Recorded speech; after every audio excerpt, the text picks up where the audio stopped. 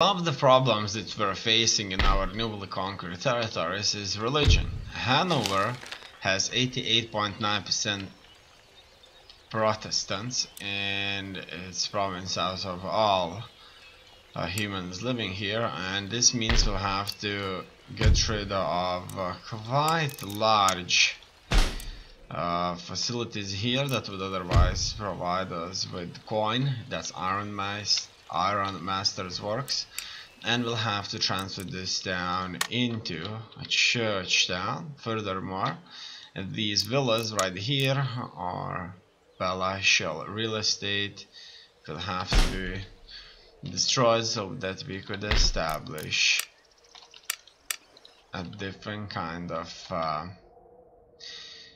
buildings there. So once again, something to improve our religion a little bit more, which is churches, and everything else is just fine. So far so good.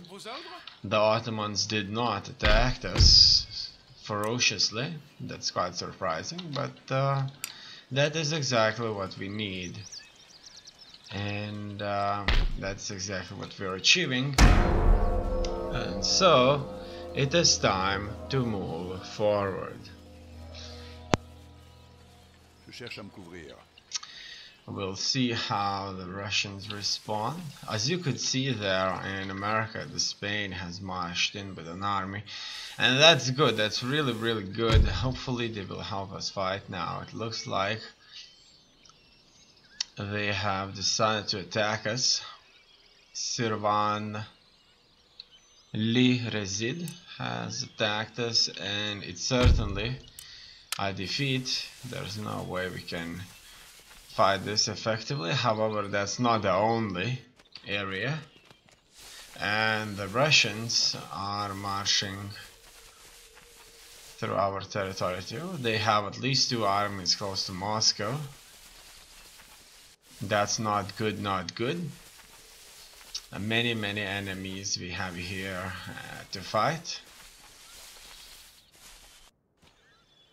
For as long as we're not losing battles, it may not be that bad. So here it looks like they are going to attack us here with this force over here, and I think that's quite favorable engagement. Let's do just that. We'll be able to fight away that cavalry force, I mean artillery mounted cavalry,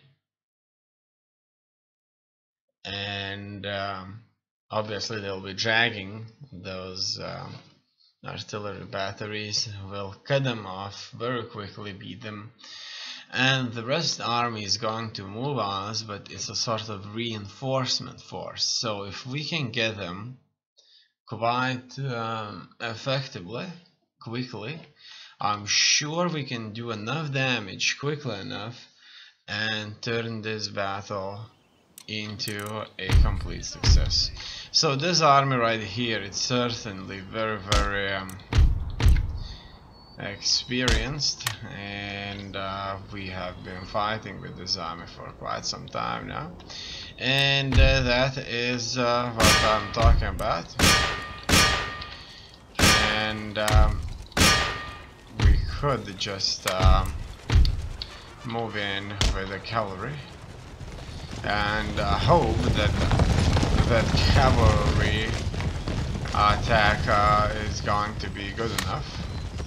Now, will we get shot down by all those that's a good question, because as you may know, that's exactly what may happen here. In any case, now everybody is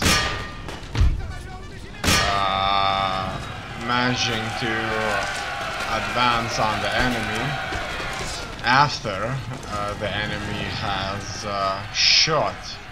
So you can see some smoke here. It looks like our cavalryman did a good effective shot there, and that's all. Enemy is on the retreat here, and we are going to retreat now. Our cavalry can go back, while our infantry would engage the enemy. Now my cavalrymen need to get away. I definitely don't want them in this fight. In here, as you can see, our infantry is going to be very, very effective against these enemy cavalrymen. And there's more cavalry where that came from. I'm even surprised to see that much. They'll be able to cut these to pieces very, very quickly, very, very effectively. There is not much that they can do on the horseback. Alright, now that that's done, let's group ourselves up here and try to do some damage. So, these guys right here, regiments, Trangers, expatriate infantry, so pretty much French Fire Legion, not big a deal. Now in here their cavalry has been beaten off, and I can already see their infantry here coming over, so we are going to come over. This unit of theirs seems to be smart enough not to engage us. That is quite surprising for me. And for this reason I'm going to send in my cavalry to fight them. So a few cavalry units are going to be needed there. And we'll see how this one goes. Can we do this? Yeah. We should reinforce this skirmish. With everything, we should certainly prevail. Now,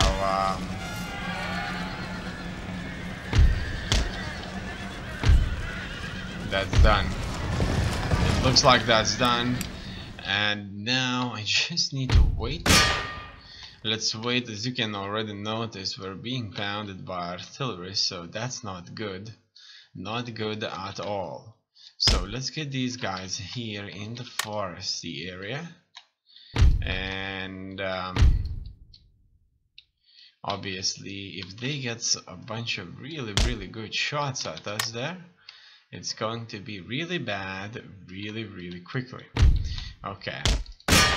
Looks like we are having some seriously nice engagements here and there. Alright. So we came from the woods with many brigades against their one.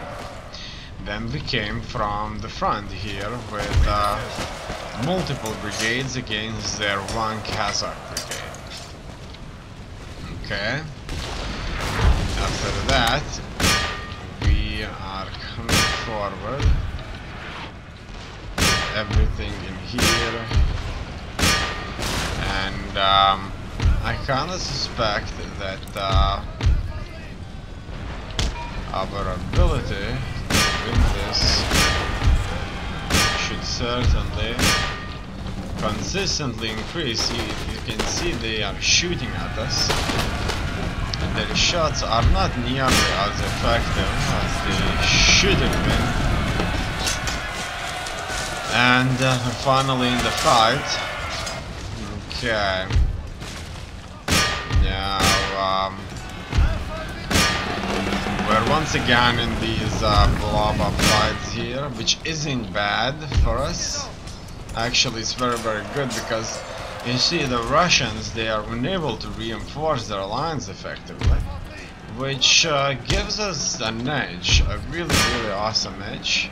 In here I'm going to order these troops to spread out a little bit, and now we can engage them. Now we have the numerical superiority that we need. Sometimes we only need to break through the actual front, and they would kind of start routing, just like now they are doing.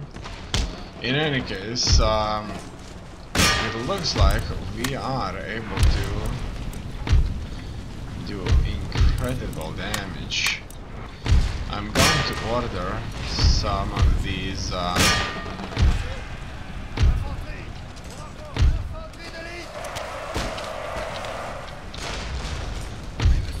battalions or brigades.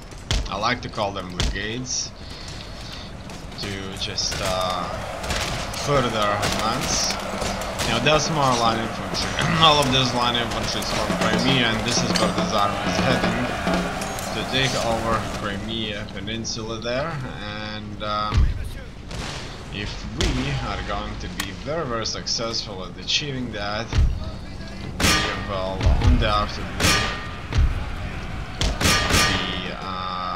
extending not only our empire's borders, but making ourselves very strong against the Russian Empire.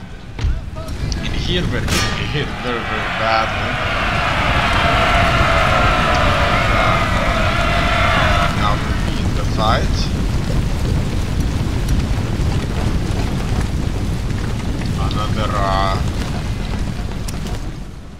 Another really difficult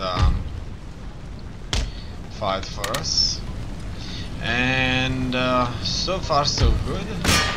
It looks like we are very successfully marching on them, and the only problem is this brigade of theirs, so 8th Regiment of Footline Infantry. It looks like we have destroyed so many that they started to count all over again. Or maybe this is in fact one of the first regiments that they have created. For example, this regiment right here is the 66th, the 69th, 58th, so as you can see they were most of them raised in a quite similar setting there. Alright, so far so good, it's awesome. We are surrounding them here, and when the surround finishes we are going to engage. The more troops run forward, the more Russians end up being surrounded, and so the more casualties are sustained due to the fact that they can't rest. They can't get their wounded out, and this will certainly be very bad for them. As you can see, it looks awesome in the shade of olive tree. They say Russia cannot be tamed, and so the Russians are here. It looks like the battle is over, and it was fought very much in our favor. I enjoyed it very much. It looks like without these troops, I suspect that Crimea is not going to be defended. Now, one thing for sure. Okay, let's take a look. What's that? Sweden, that demands military access. Their offers military access. Oh no, they demand a military alliance. For military alliance and military access 5 turns, I would have to give them steam pumped land drainage. So, while your nation's achievements in the arts, mechanical and practical are noteworthy, are you equally sensible to the need of for sharing with your friends? Yes, I am. I'm going to agree and have this military alliance with Sweden, a very powerful nation indeed. I'm very glad that they have accepted this. This is just of utmost importance. As you have seen there in another world, in the new world there, the Marathian Confederacy is further attacking my islands. That's bad, really bad. Okay, let's take a look. Trade gained. Enemy raid Narva. Another raid. Okay. Military technology. Lime juice and sauerkraut. This nation has further developed their military technology with the intention of gaining a vital advantage over their enemies in the field of battle. A man is what he eats, and if he eats properly, he will keep at bay some of those pitiable afflictions that weaken and destroy him. Scurvy is a terrible, disabling, and ultimately fatal risk to all seafarers and many others.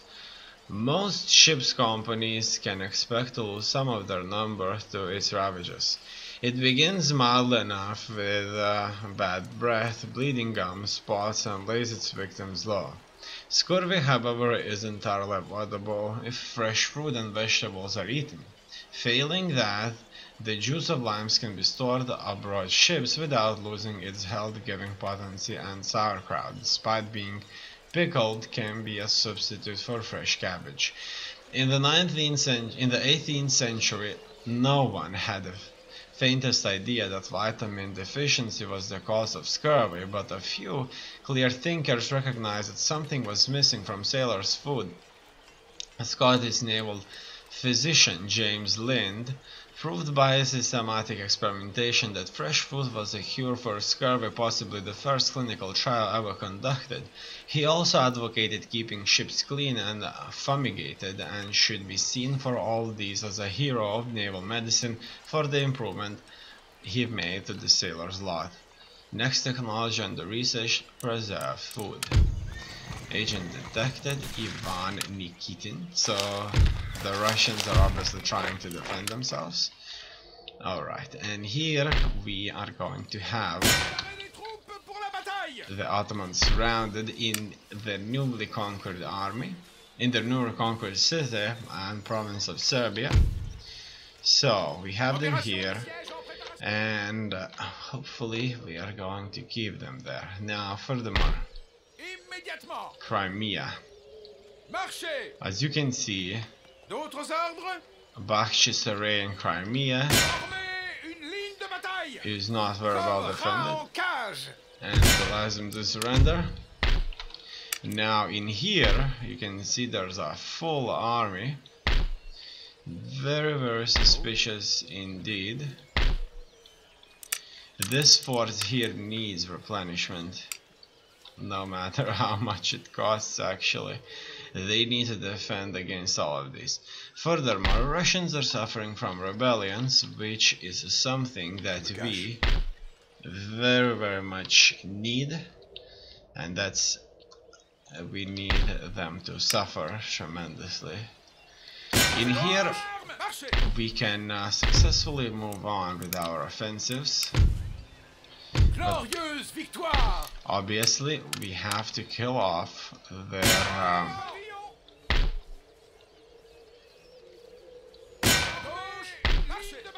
armies that are behind, and we need to make sure that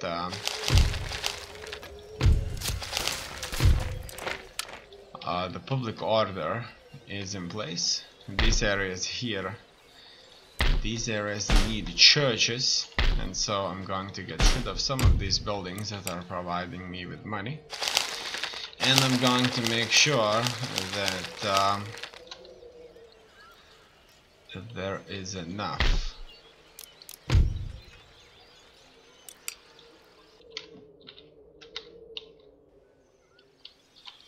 buildings that provide me with religion bonuses. In here we need some replenishment due, because taking out Denmark here is going to be really, really difficult. Furthermore, in Iceland we need a oh, look at that, I can't build a church. Oh no, I wasn't expecting that actually. And for as long as this public order issue is going to continue, it's going to do that. However, as you can see, it's not a problem anymore. So that's good, that's really, really good. Let's take a look if that persists. if this army moves into a navy. So yeah, it looks like it's fine, and this means we need to get these guys to America, where we are trying to establish ourselves further. Now another thing is simple. We need a priest down there in Iceland, and probably getting this priest there would be a good idea. Okay, now that that's done and we are on the offensive, let's move on to Americas. So these right here are going to march on forward. As you can see, they have already recruited quite a bit of Indians, quite a few in fact, and they are now going to fight for our other islands, a thing I wish to have for myself. Okay,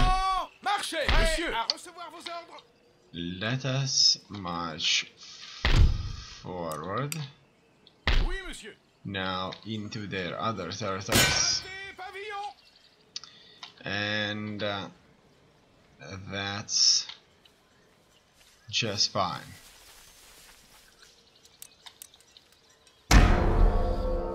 For as long as I'm still fighting such enemies as Ottoman Empire and Russia, there's not that much I can spend on fighting the Indians or Marathians that are invading my colonies. However, as you have already noticed, I do in fact have additional forces to be sent there. Unfortunately, those additional forces still have to land there, and there are plenty of enemies for us to interact with, who would easily sink that fleet that's carrying all those troops. In here, the Russians are moving to their own territory, it seems, so that is giving me some opportunities here. Okay, as you can see here, they're just going to take the islands one by one, and we'll have to retake it. So these islands will have to change hands. For as long as they're not changing the religion, it's not going to be a complete disaster. Okay, it looks like we have suffered from defeat here, and we'll just have to continue. Enemy raid. The enemy has captured the settlement, occupying the area and damaging the building. It will not function till the enemy are driven out and repairs are made. Alright.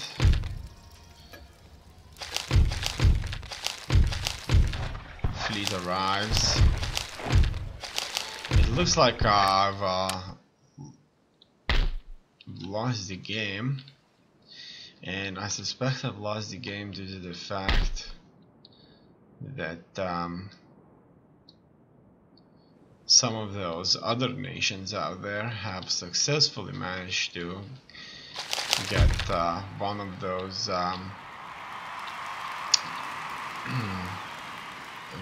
victory conditions there. So, encyclopedia.